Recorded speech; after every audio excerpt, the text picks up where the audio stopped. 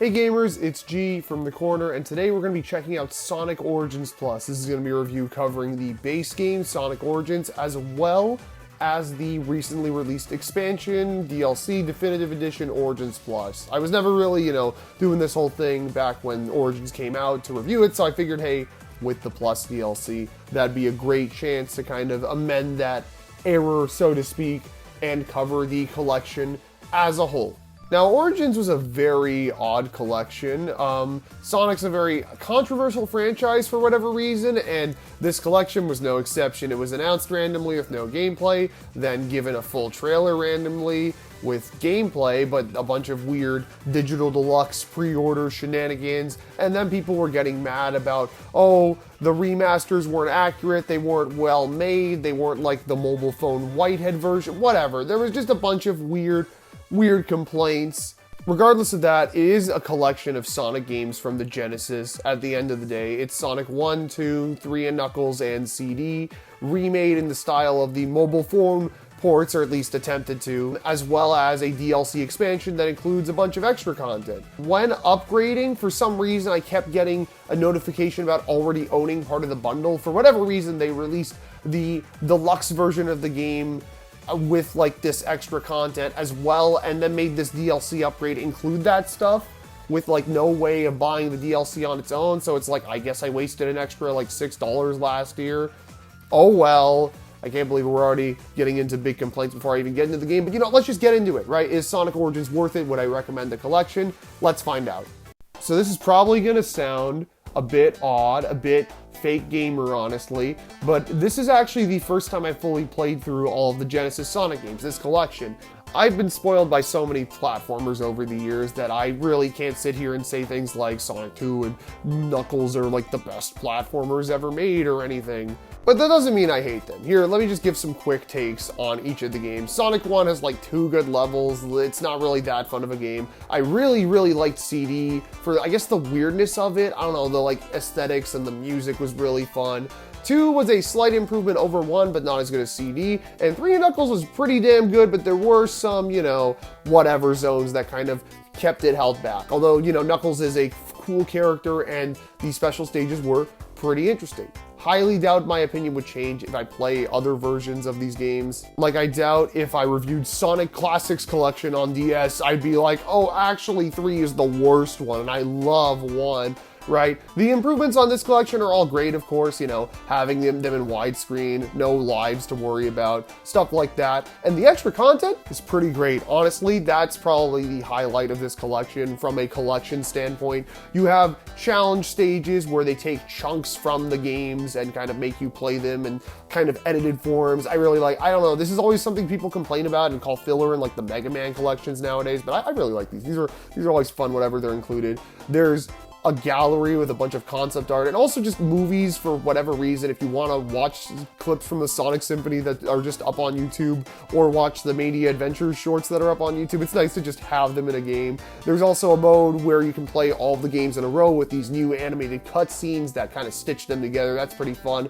Boss rushes and a mirror mode, which were kind of just repetitive and difficult for me, but you know what? I thought they were pretty cool inclusions regardless. But honestly, I think the collection's pretty alright. $40 might be a bit much depending on who you ask. I think you get your money's worth. I think these are excellent games, and I think all the extras really kind of make it come together in the end. There's a few complaints. There's some people will be like, oh, the collection sucks because of the songs they replaced the Michael Jackson music with in Sonic 3 is bad. Like, that doesn't really matter. Those aren't things that matter in the collection, all right? The games play, they function, they're fun. That's really all you need to worry about. Now, on the other hand, Origins Plus. So, for whatever reason, SEGA was like, no, we didn't get enough money out of this game. We are going to release a DLC expansion a year later, literally exactly a year later, and it is going to include a new character, Amy, 12 Game Gear games, and Knuckles in CD, because you can play as Knuckles in Sonic CD for some reason, even though they retroactively put every character in every game aside from that. Whatever.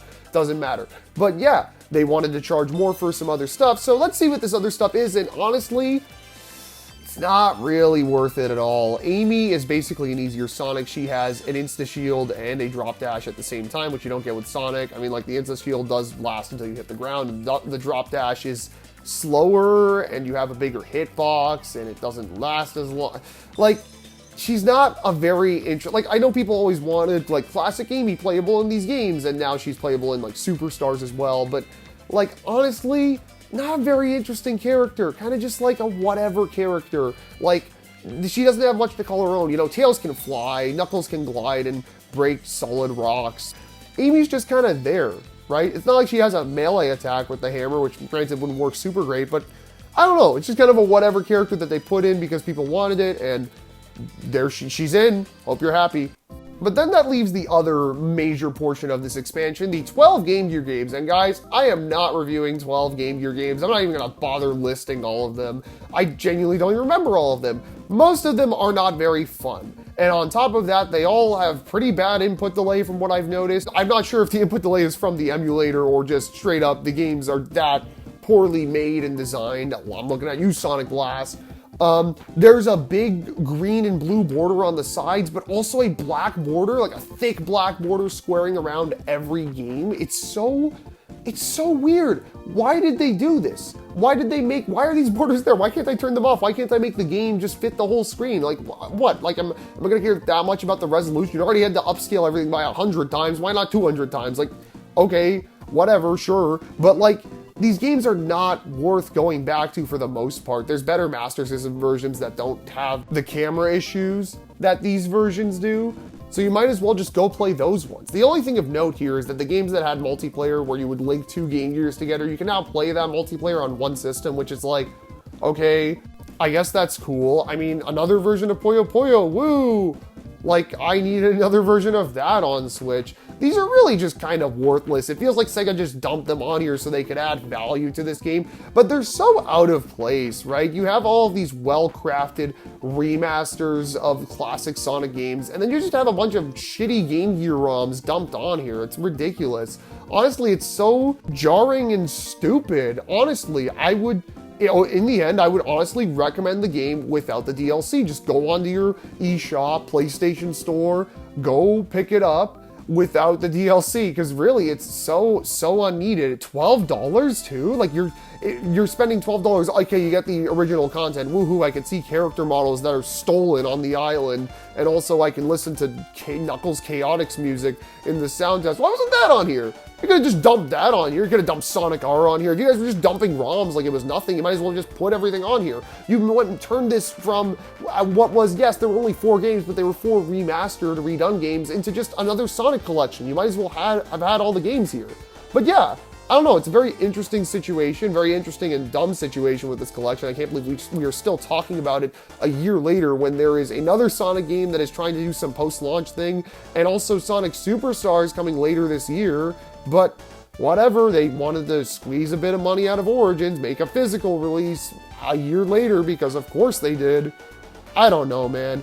I recommend the original, don't recommend the DLC, but yeah. That's going to do it for today. Be sure to like and subscribe, and keep yourselves cornered for more content just like this. Until next time, later.